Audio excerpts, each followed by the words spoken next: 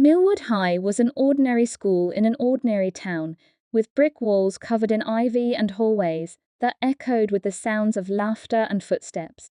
But strange things had been happening recently.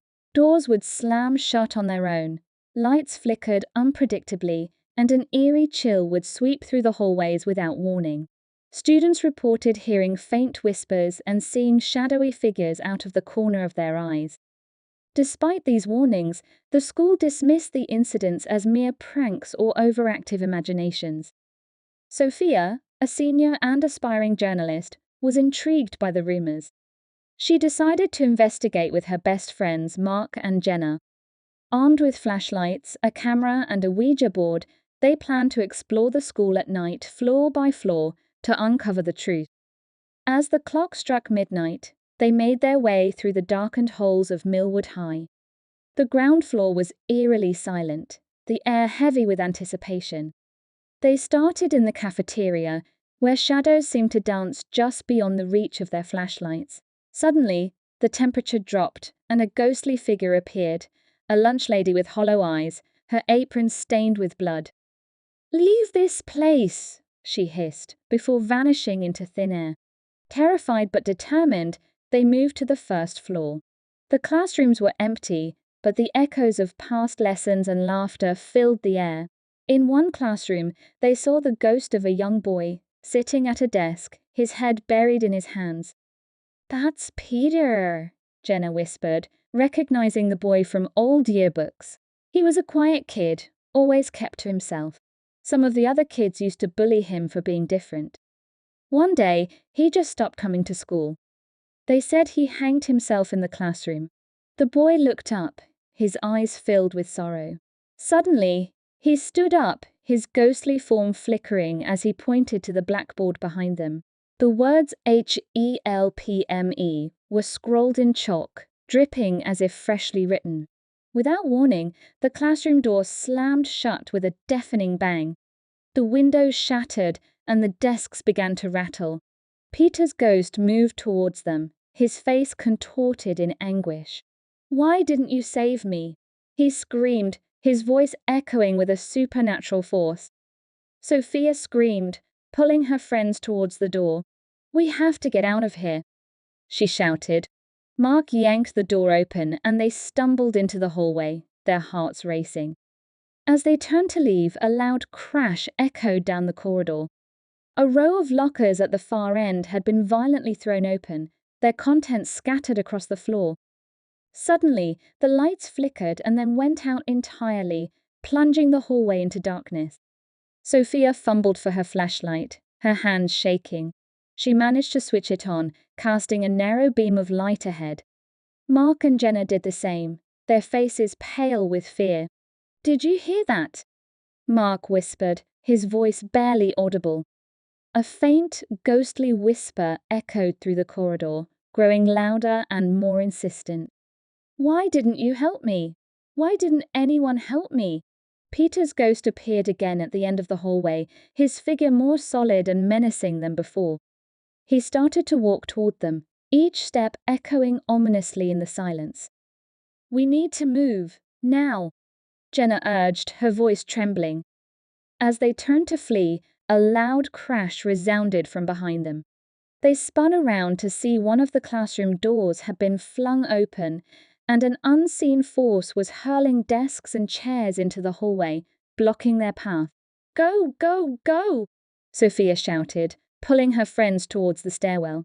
As they ran, they could feel the cold presence of Peter's ghost pursuing them, his anguished cries filling the air. Just as they reached the stairwell door, it slammed shut with a resounding bang, leaving them trapped. "Come on, we have to force it open!"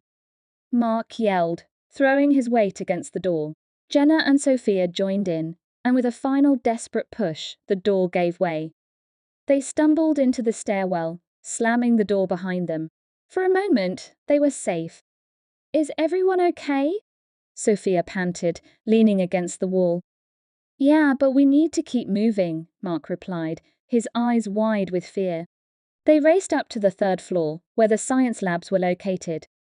Beakers shattered and chemicals bubbled over, releasing noxious fumes. A ghostly figure in a lab coat floated towards them, his face contorted in a ghastly smile. "You'll never escape," he whispered, reaching out with translucent hands. Suddenly, a tall shelf full of lab equipment toppled over with a thunderous crash, blocking their way. Glass beakers and test tubes shattered around them, sending shards flying. "Go, go, go!" Sophia shouted, pulling Jenna and Mark away from the debris. They tried to find another way out, but the ghostly figure was advancing rapidly, his eyes glowing with malice. "You think you can run?" he taunted, his voice echoing through the hallway. Mark spotted a door to a storage closet. "In here," he yelled, shoving it open. They dashed inside and slammed the door shut behind them. The sound of the ghost's enraged wailing echoed outside as he pounded on the door. "What's our plan?" Jenna asked, her voice barely above a whisper. "We wait until it's safe, then we make a run for the stairs," Sophia said, trying to keep her voice steady. The pounding eventually stopped, and the hallway fell silent. Cautiously, they opened the door and peeked outside. The ghost was gone, but the air was still thick with tension. They raced up to the 4th floor, the art and music rooms. Paintings on the walls began to bleed, and musical instruments played haunting melodies on their own. The ghost of an artist appeared, his fingers stained with paint, his eyes wild with madness. "Finish my masterpiece," he demanded, thrusting a paintbrush towards them. "No way!" Jenna screamed, knocking the paintbrush aside as they bolted to the top floor. Panicked, they stumbled into the auditorium. It had been closed off for years, ever since the tragic fire that claimed the lives of several students during a school play. The charred remains of the stage and rows of dusty seats were a grim reminder of the past. But now, the auditorium was alive with ghostly figures, the actors who had perished in the fire, their faces twisted in agony. "Help us!" they cried in unison, their voices a chorus of despair. Suddenly, the room was filled with the agonized screams of unseen students, the air thick with smoke and the smell of burning wood. The vision was so vivid, it was as if they were transported back to that fateful night.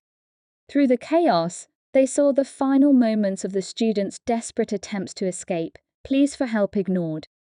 A cold breeze swept through the auditorium, extinguishing their flashlights. Panic set in as they fumbled to turn them back on. When the lights flickered back, they were not alone.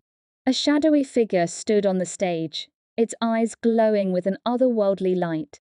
"Who dares to disturb my resting place?" A voice echoed, filled with rage and pain. Sophia stepped forward, her voice shaking. We just want to understand what happened here," she stammered. The figure moved closer, and they could see her clearly now, a young girl in a charred dress, her face a mask of sorrow. "You cannot help us," Emily whispered. "But you can help them." Suddenly, the entire school seemed to come alive.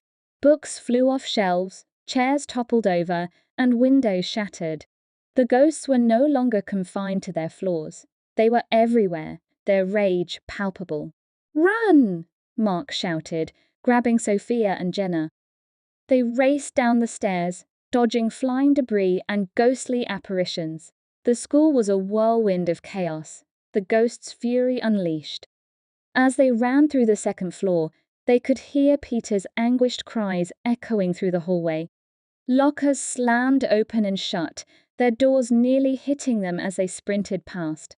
On the 1st floor, the ghostly lunch lady reappeared, her eyes burning with anger. She hurled pots and pans from the cafeteria, forcing them to duck and weave to avoid being hit. "We're almost there," Sophia shouted as they barreled down the final flight of stairs. The main entrance was in sight, but the doors were swinging wildly, as if the school itself was trying to keep them inside. With a final burst of speed, they pushed through the chaos, the cold air of the night hitting them like a wave.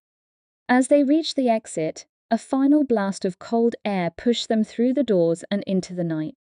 Behind them, they could hear the sounds of books slamming shut, chairs toppling over, and windows shattering.